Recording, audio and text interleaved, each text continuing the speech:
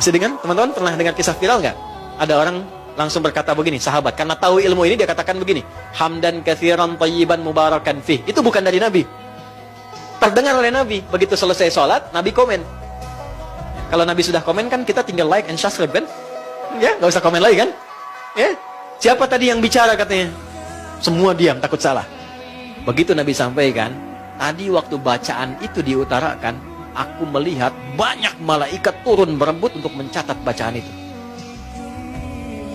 Hamdan katsiran thayyiban mubarakan fih. Dia minta, ya Allah, aku memujimu, aku hanya minta yang terbaik menurut ridhamu, yang banyak kasih ya Allah, yang diberkahi dalam permintaan itu. Pintar tuh orang tuh.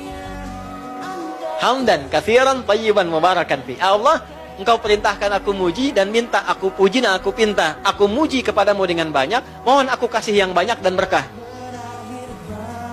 Kalau ilmu, ilmu yang banyak dan berkah. Kalau harta, harta yang banyak dan berkah. Itu kan? Kalau anak, anak yang banyak dan berkah. Kalau istri, cukup satu dan berkah. Kenapa saat sholat, pikiran justru paling ramai? Pernah nggak? Baru saja mengangkat tangan dan mengucapkan Allahu Akbar, tiba-tiba pikiran langsung berlari kemana-mana. Ingat pekerjaan, ingat chat yang belum dibalas, ingat masalah, bahkan hal-hal yang seharian tadi tidak pernah terlintas. Kenapa justru saat sholat, pikiran terasa paling ramai? Karena saat itu, kamu sedang berdiri menghadap Allah, sedang menjalankan ibadah yang paling dicintainya. Dan di saat itulah, syaitan berusaha sekuat tenaga memalingkan hati dari Robnya. Jadi, kalau pikiranmu sempat melayang, jangan langsung merasa sholatmu gagal. Justru disitulah perjuangannya dimulai. Karena khusyuk bukan berarti tidak pernah terdistraksi. Khusyuk adalah tidak pernah lelah untuk kembali mengingat Allah. Jangan menyerah hanya karena sholatmu belum sempurna.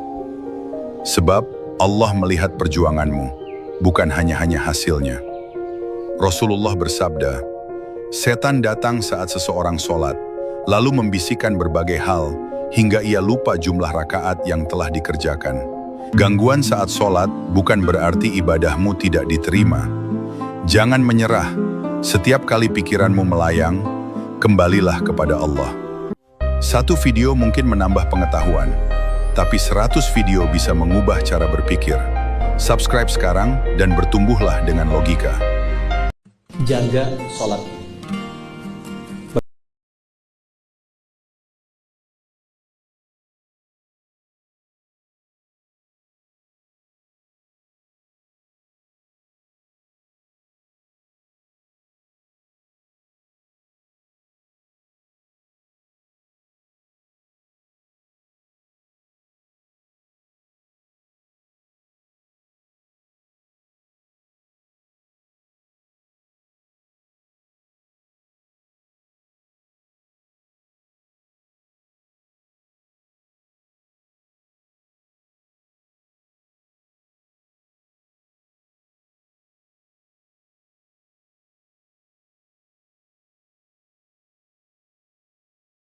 Dengan Allah supaya terhubung terus dan ingat Allah di setiap keadaan, itu disebut dengan sholat.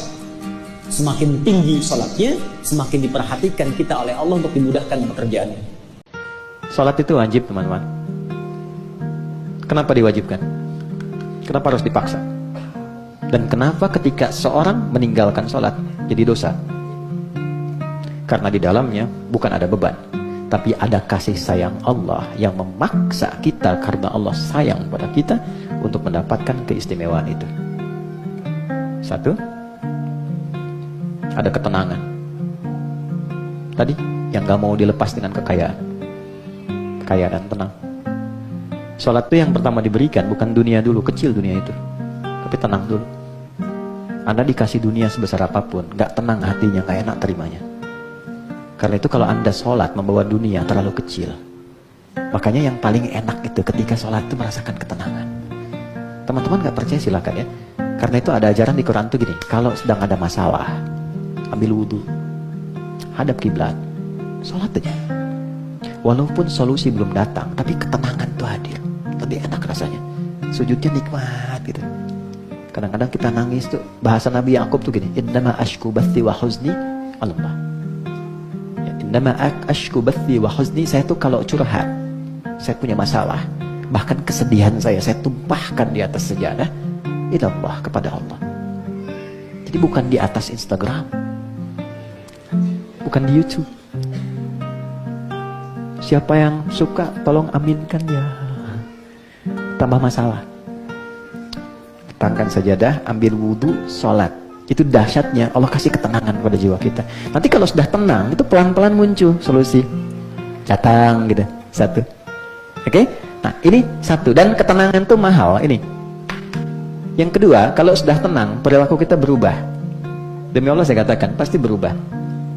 Ya, teman-teman, suaminya kalau sedang nggak tenang, perilakunya nggak normal.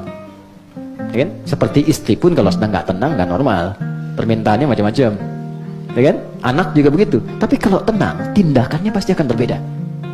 Jadi syahwatnya bisa ditekan, keinginan pikirannya pun bisa terarah. Segala sesuatu yang bersumber dari syahwat yang buruk disebut fahsya, sesuatu yang bersumber dari pikiran yang tidak normal disebut dengan mungkar. Maka sholat bisa mencegah seseorang dari perbuatan keji dan mungkar.